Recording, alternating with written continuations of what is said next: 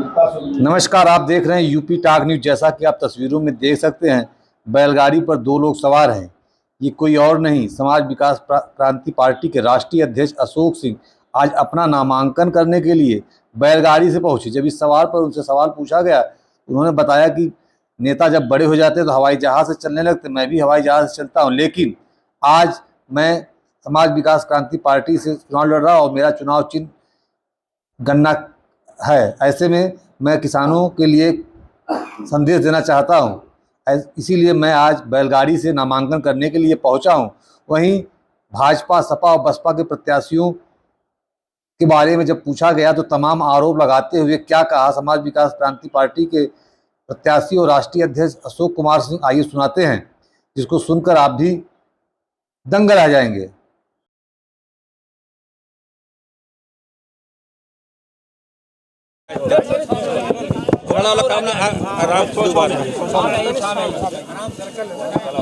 साहब, आपके क्या मुद्दे हैं चुनाव में लेकर इस बार? जी, मेरा मुद्दा है कि जैसे आपने देखा, किसान का बेटा होने के नाते मैं गन्ना किसान चुनाव चिन्ह लेके आया हूं। आज आपने देखा है कि मैं ये बताना चाहता हूं यहाँ की जनता को कि अगर किसान नहीं रहेगा तो देश खुशहाल नहीं हो सकता, देश जीवित नहीं रह सकता।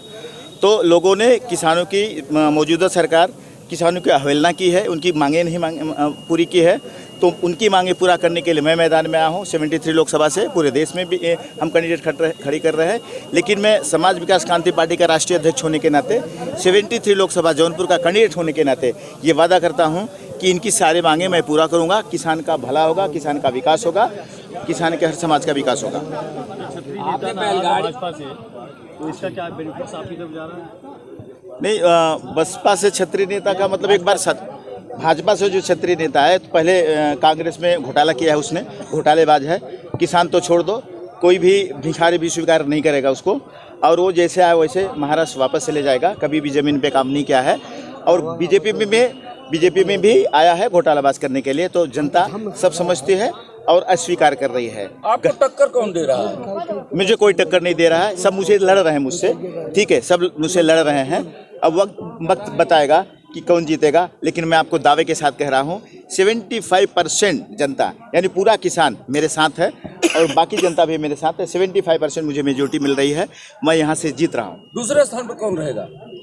जी, कुछ नहीं बोल सकता, क्योंकि ये तो मैं कह नहीं सकता। ये बताना, जो हवाई करते हैं 100,000 गाड़ियाँ मैं भी निकाल सकता हूँ, लेकिन ये बताना चाहता हूँ कि यहाँ की जो गरीबी है उसको याद रखें। यहाँ पे जाके, वहाँ पे जाके कादा बटाटा बेच के मिनिस्टर होके यहाँ को भूले न, यहीं से गए हैं, मुझे पता है।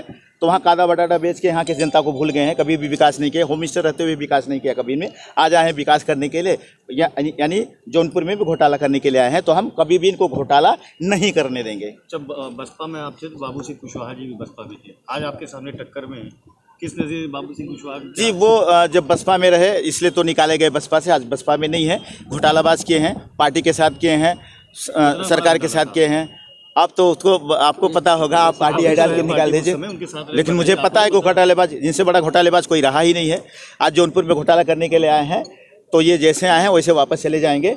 और इसलिए मैं कह रहा हूं कि जनता मुझे स्वीकार कर रही है और मैं लड़ रहा हूं।